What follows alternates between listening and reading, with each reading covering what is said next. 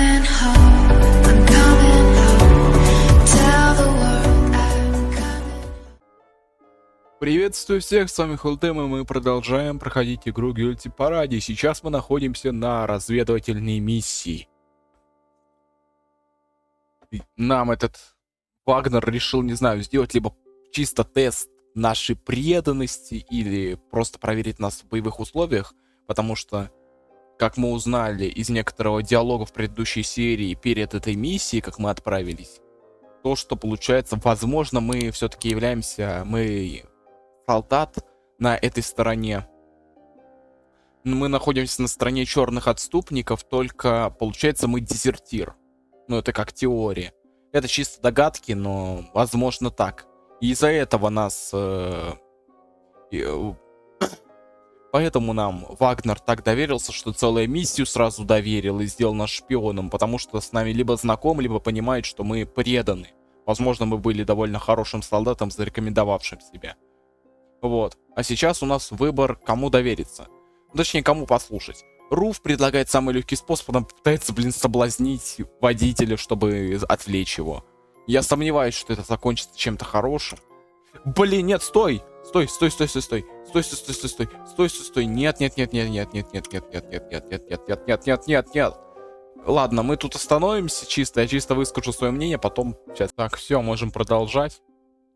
Ну, план Руф, понятно-таки, довольно глуповатый и рискованный. Я не буду его выбирать. Я знаю одну вещь, так как я смотрел достижения всякие интересные, но я понял одну вещь. Именно достижение одно. Мне оно попалось в Стиме. Это парад женихов. Это когда я ее в Стиме смотрел, думал, что она бесплатная, надеялся. Потому что в Стиме, как понятно-таки, приятно именно. Будет более приятно поработать. Чем так. Так вот. Да, блин, малютка, не мешай, извиняюсь. Вот. А больше ничего этот выбор нам не даст, честно говоря. А вот план Оливера, он более такой, не знаю, он более выгодный. Серьезно, выбор Руф, он всего лишь приводит к достижению. А так, если логически слушать, лучше уж оборонить дерево и заставить их вот так вот поступить, чем по-другому. Я согласен с Оливером, его план может сработать. Вот так всегда. Ты скоро сам убедишься, что чем проще, тем лучше. Я не стал спорить. Мое мнение оставалось неизменным. Мы все вместе отправились на поиски подходящего дерева. Это не заняло много времени. Через несколько минут мы нашли большую корягу у озера и недалеко от нее упавшую ель. Что берем? Даже не знаю.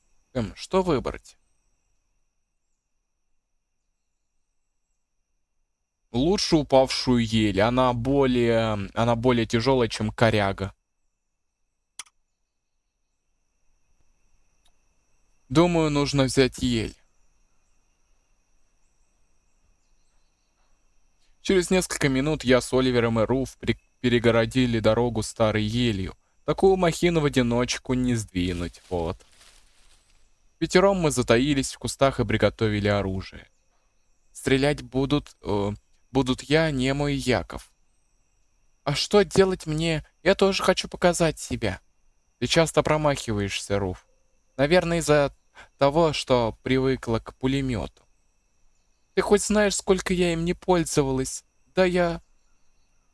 Руф начала выходить из себя, но Хельга закрыла ее рот рукой. Хочешь сказать, я тоже часто мажу? Чёрта с два. Брови Хельги поползли к переносице. Нет, просто думаю, с ружьем не так удобно обращаться. Вот и все. Значит, все-таки Руф правда с пулеметом ходила. Я думал, это чисто ее обычное воображение. Получается, она реально ходит с пулеметом, как Рэмбо, и стреляет по всех подряд? Блин, чем-то напоминает мое любимое оружие, в КС-ке, когда я не умею нормально целиться, максимум только с винтовки, как в крысичах сидеть и притаиться. Или брать просто пулеметы, как танк, не думая, идти вперед, расстреливая все, что попадется. Да что ты об этом знаешь? Кажется, едут. Мы замерли. Я покрепче обхватил кольт и ждал приближения грузовика. Свет фар становился все ближе. Колеса машины с хрустом ломали ветки на своем пути. Наше дыхание стало едва слышно. Наконец машина подъехала к преграде. Что там за чертовщина? Кажется, это ели? Какого черта? Еще одна? С этим лесом что-то определенно не так. Высокий мужчина вылез из кабины и громко хлопнул дверью. Фары ярко освещали принесенное нами дерево. Мы ждали. Человек схватил за колючую макушку и попытался в одиночку сдвинуть ель. Несколько раз он подходил к ней с разных сторон, дергал, но в конце концов сдался и с яростью пнул в ствол. «Бесполезно! Астер, вываливайся, будем тащить ее вместе!» Черт бы побрал эту деревяшку! Кряхтя, Астер вылез наружу и вместе с товарищем схватился за ель с двух сторон. Я переглянулся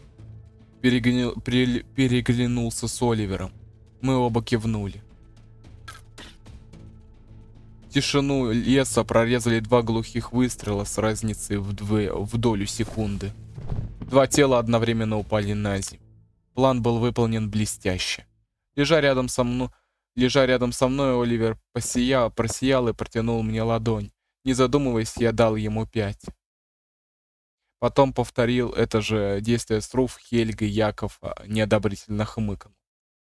Вот ты, блин, вредина. Видишь, как все порой бывает просто. Мой план тоже был не наипростейший. Оливер поднялся и направился к телам. Я двинулся за ним, а за мной Хельга и Руф. Давайте разденем их. Одежда осталась целой и невредимой. То, что надо. Мне было неприятно прикасаться к трупам. Головой-то я понимал, что ничего страшного в мертвецах нет, но тело противилось. С трудом подавив тошноту, я все-таки раздел одного из мужчин. Я переоделся за грузовиком. Рубашка оказалась великоватой, но в целом ничего не болталось и нигде не жало. Когда я показался, Руф одобрительно кивнула, а Хельга равнодушно отвела глаза. Свет фар заслонил что-то большое. «Ну как, я переоделся?» Оливер вышел из кузова, и яркий свет осветил его плотную фигуру. Как это будет выглядеть? Да ты просто... ты прям великолепно влез, дружище. Извиняюсь, надо было сделать это.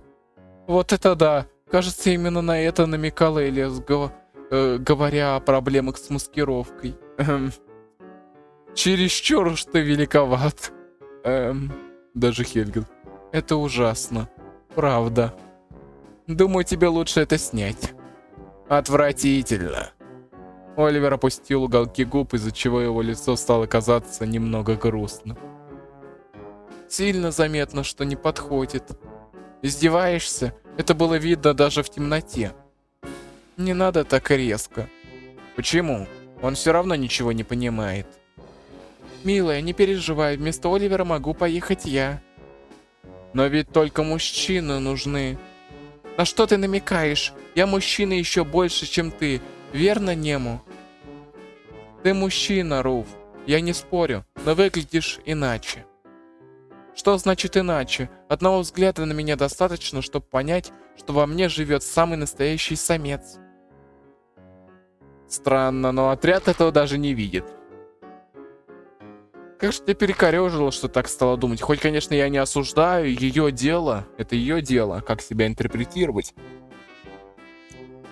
Но интересно, все-таки откуда эти мысли у нее? Заканчивай, Руф. Ты прекрасно все понимаешь. Руф немного присмирела, а Хельга закурила. Есть, Яков, пусть едет он. Я не хочу надеяться надевать одежду после Оливера. Ты Ты девчонка, что ли, раз так капризничаешь? Я могу поехать один? Не надо, Яков сейчас же переоденется. Согласна, так будет лучше. Почему я не могу поехать? Не вижу ничего плохого, страшного в том, что форма мне немножко не по размеру. Не по размеру? Слишком мягко сказано. Ты в нее вообще не влез. Разве уважающая себя армия позволит такое? Разве уважающая себя армия позволит такое? Ну, мало ли что произошло в пути. Ты привлекаешь внимание. Этого уже достаточно. Оливер вздохнул. Ладно, я все понимаю. Не будем терять времени. Немо, ты водить умеешь? Не уверен, но могу попробовать.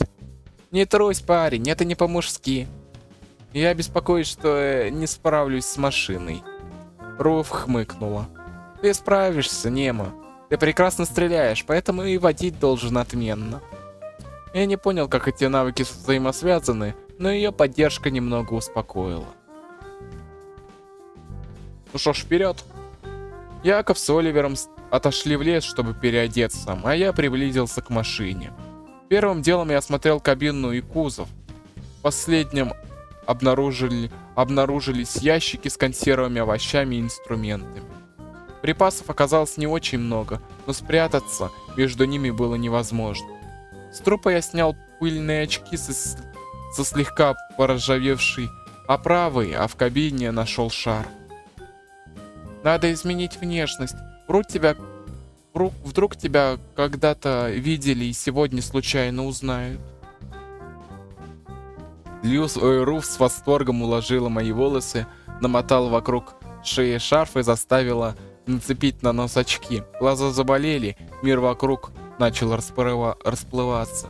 Но через несколько секунд глаза привыкли. К счастью, линзы оказались слабыми. Терпи, Немо, ты солдат. Давай, покажи, как стойко мужчина может переносить любые неудобства.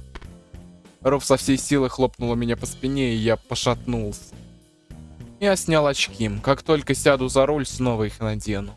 После этого мы вспомнили о валявшейся на пути еле.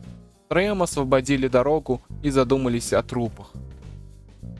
Нельзя допустить, чтобы тела слишком быстро обнаружили. О, а неплохо выглядишь. Ой, да. Блин, а красный ему идет, кажись, не знаю. Неплохо. К тому моменту из леса вернулись Яков и Оливер. Они оба переоделись. Яков в форму врага, а Оливер в привычную одежду. Мне кажется, в этой форме я выгляжу прямо как Немо в нашей. Что это значит? Яков во весь рот улыбнулся, будто с нетерпением ждал этого вопроса. Как шпион. Я не оценил шутку. Я вообще не понимал его юмор. Даже больше. Не различал, когда именно он шутил, а когда говорил всерьез. «Заводи мотор, Немо. Я перетащу тела к лесу». Я кивнул. Меня радовало, что Оливер без стеснения и брезгливости брал на себя самую грязную работу. Я залез в кабину, на сиденье валялась табличка с чьим-то именем. Астер Хартман. Пожав плечами, я прикрепил ее на грудь. Вдруг пригодится. Астер Хартман. Хорошо запомню. Подожди. Хартман? Хартман. В бардачке валялся всякий хлам, но среди него удалось найти документы, где по пунктам перечислялось содержимое кузова. Внизу стояла круглая печать с размашистой подписью. Интересная вещица. Мой глаз зацепился за грязную листовку. Она валялась у пассажирского места. Скорее всего, это какое-то ненужное объявление, иначе с ним не обращались бы столь небрежно. Я наклонился и потянулся к листу бумаги. Указательным пальцем удалось задеть край, средним ухватиться за кончик. Покраснев от напряжения, я выпрямился и перевернул объявление лицевой стороной. Кровь отхлынула от лица, в горле встал ком. Я не мог пошевелиться. Я не мог отвести взгляда. На листовке было изображено мое лицо. И подпись «Розыск».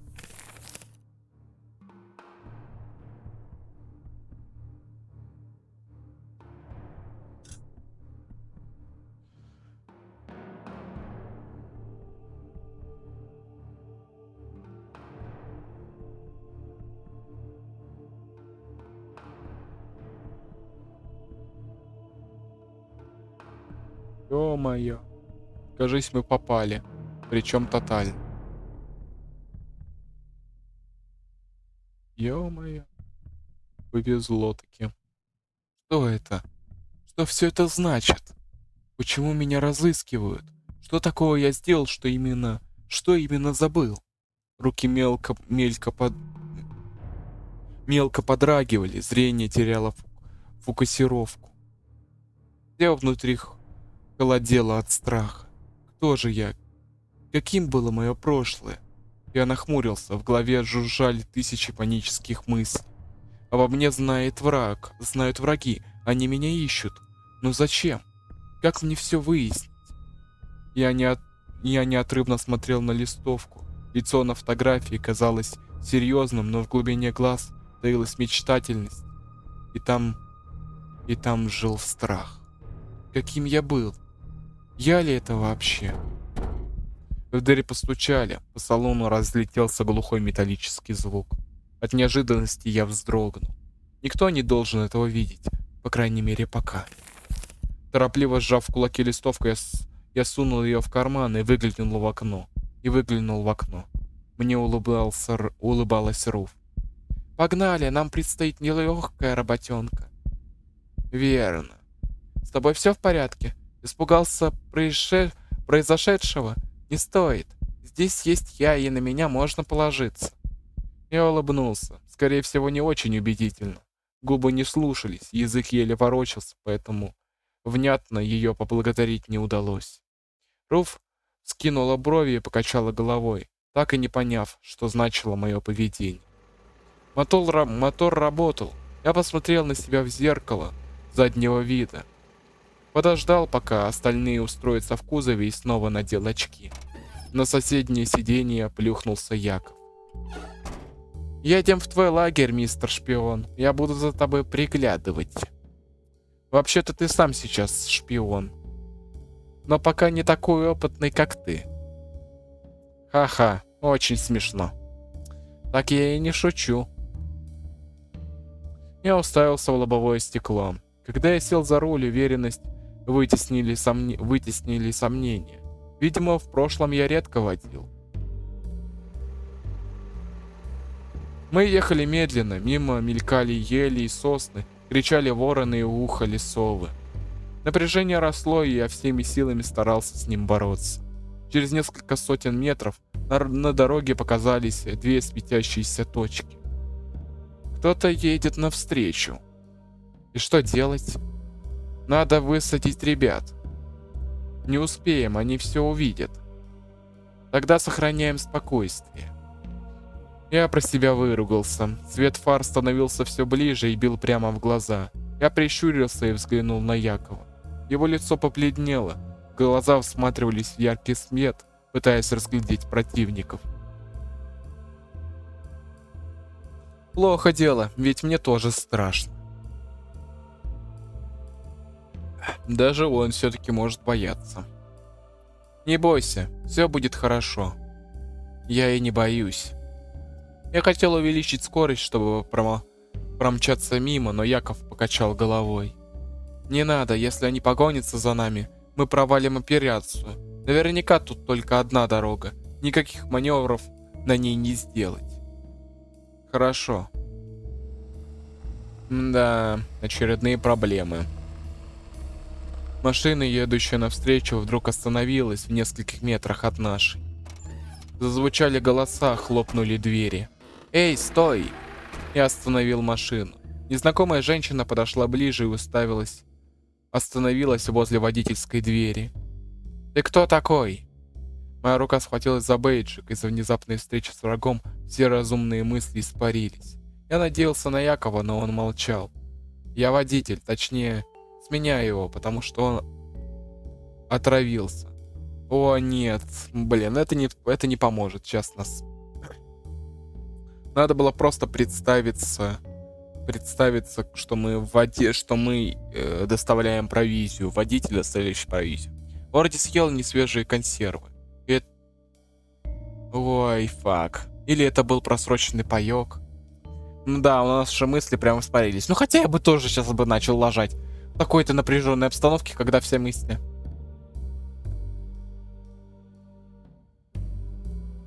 Да что ты говоришь? Не помню, чтобы у нас среди сменщиков была такая малышня. А что за малец рядом с тобой? Я уже придумывал ответ, но внезапно увидел, что из окна на меня смотрит черное дуло Браунинга. Опусти оружие. Краем глаза я заметил, что Яков направил на мою противницу револьвер. Щелкнул взведенный курок. «Яков, сзади!» Дверь с стороны распахнулась. В проеме показалась голова еще одного солдата. Он скинул руки с парабеллумом. Я всем телом развернулся к Якову и навалился на него.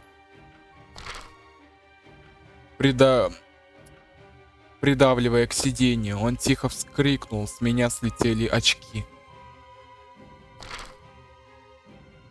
Грянул выстрел. Снаружи послышались возня, крики, удары. Я вытащил припрятанный в кобуре Якова револьвер, взвел курок и выстрелил в замешкавшегося врага. Его тело ударилось о дверь, заставляя ее распахнуться еще сильнее, и медленно сполз на землю. «Слезь! Лежи!» Я прижал голову к спине Якова. Одна из пуль влетела через водительскую дверь и вылетела через пассажирскую. Оливер, Руф и Хельга сражались снаружи. Звуки борьбы быстро стихали. Биение сердца отдавалось в горле. Через пару секунд стало тихо. Я осторожно распрямился и посмотрел в лобовое стекло. На дороге прямо перед машиной раскинулись два тела. К счастью, они принадлежали врагам. Я хотел вылезти, чтобы осмотреться, но слева от меня возникло лицо Оливера. Вот так неожиданность, правда? Я даже не успел испугаться. Так полагается говорить. Я с недоумением посмотрел на него, на его довольную физиономию и проигнорировал бестолковые слова. Я был слишком взвинчен, чтобы после такого короткого сражения сразу расслабиться. Все целы? Нет, 4 трупа. Врагов? Конечно, мы хорошо сражаемся. Я быстро взглянул на бейджик. Только бы не забыть это имя снова. Спиной Оливера появилась Руф. Она бережно придерживала Хельгу за талию и немного испуганно улыбалась. И я чуть было снова не поверила в Бога. Даже молитву начала... даже молитву начал вспоминать. Какого черта они остановились? Немо выглядел подозрительно. Ты тоже. Да, мы не похожи на тех стариков, что сидели здесь до нас. Мы оба были подозрительны. Не надо переживать. Главное, с нами все хорошо. Сейчас перетащим трупы в лес и отгоним машину с дороги. Пара пустяков. Ты говоришь как маньяк, Оливер. Ну, это неправда. Я говорю по делу. Яков хмыкнул. Ну, кстати говоря, это замечание Якова даже отчасти правдивое. Знаю, какие книги нравятся Оливеру. После короткого разговора мы вместе оттащили тела поглубже в лес, и я отогнал вражескую машину в чащу. Все было готово. Руф, Хельга и Оливер снова запрыгнули в кузов и стали ждать отправления. Я влез в кабину грузовика и увидел, что Яков нагнулся, пытаясь что-то подобрать с пола. Как только он выпрямился, я замер. Твои очки, Немо. В руке, обтянутой кровавой перчаткой, он держал мои очки. Я послушно их взял и уставился на форму Якова. Он хмыкнул. «Почему ты так пристально меня рассматриваешь? Ты весь в крови. Почему так неаккуратно перетаскивал трупы? Надо же беречь форму». Я вцепился в руль и потер переносицу. «Я знаю. Ты не можешь ехать со мной дальше. Настолько заметно, а если прикрыть плащом?»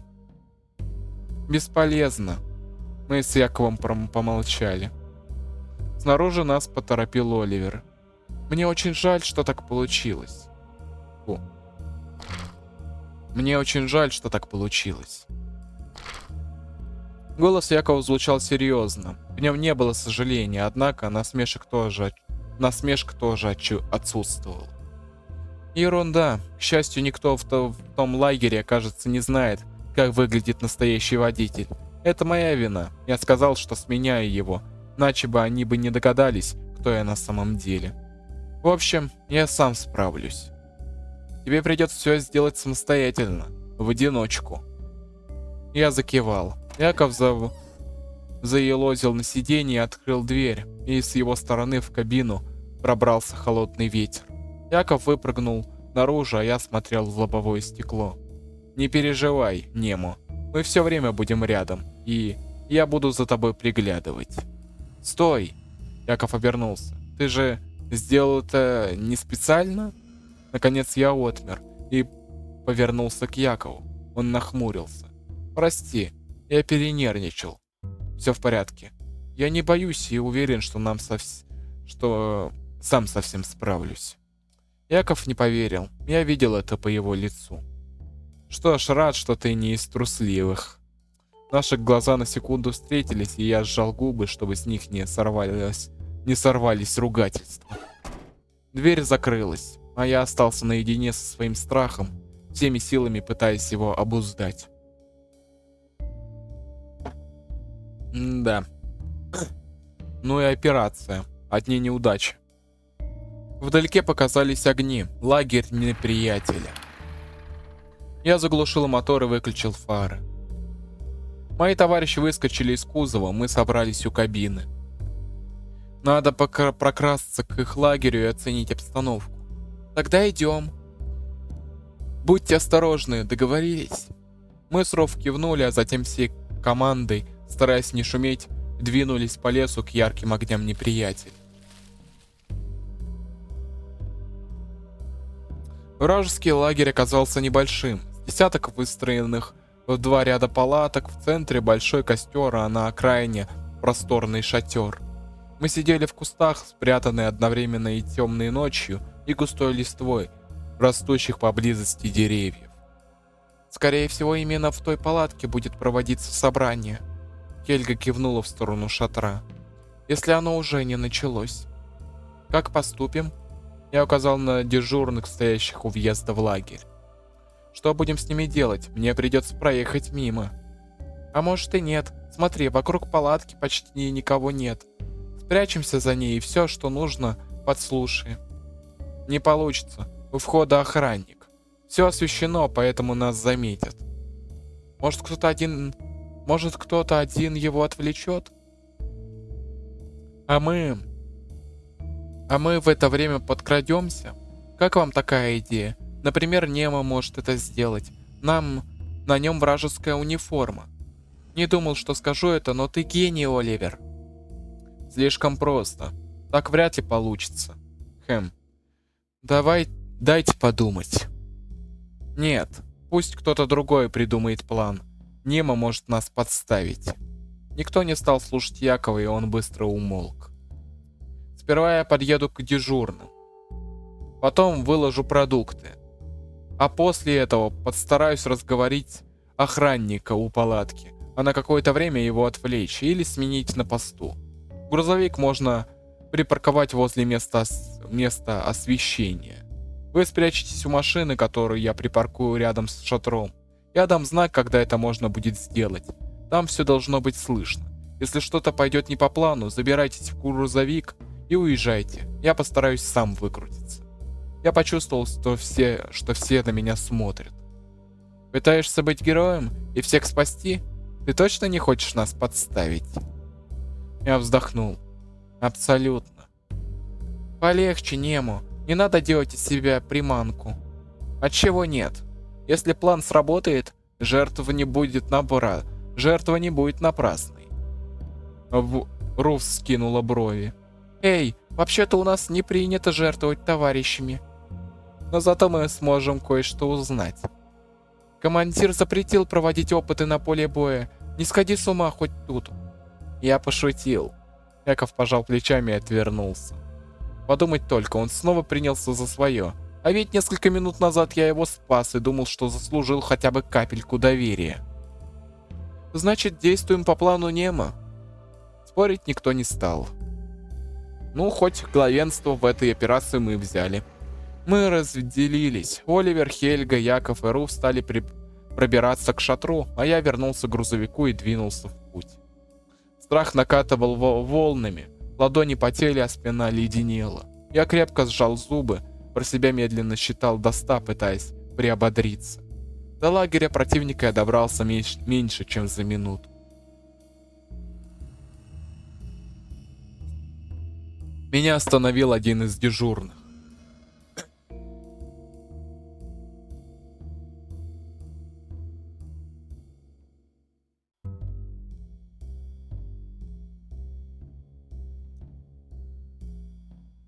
«Эй, тормози! Ты кто такой?»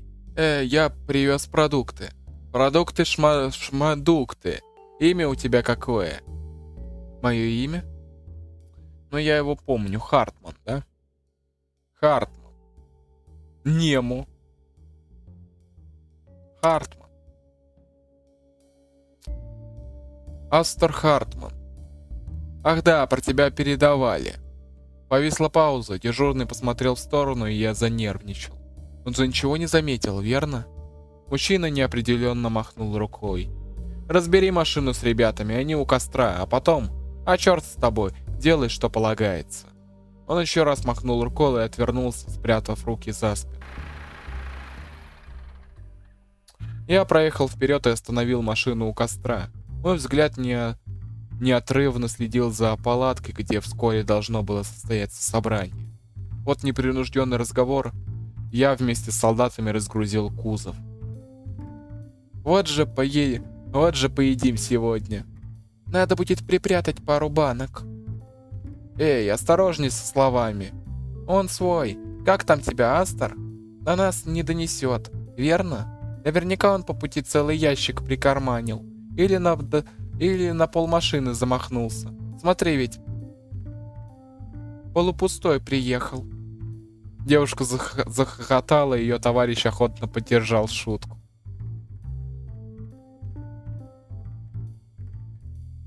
Я никому не скажу. Я отдам вам документы с описью продуктов. Вы можете сделать с ними все, что захотите.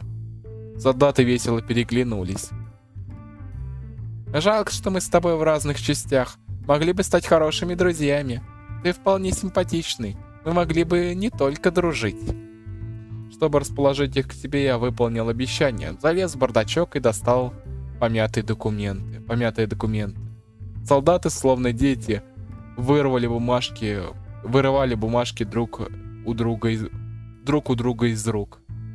Если убрать один листок, тогда мы все продукты с этой страницы можно утянуть, никто не заметит.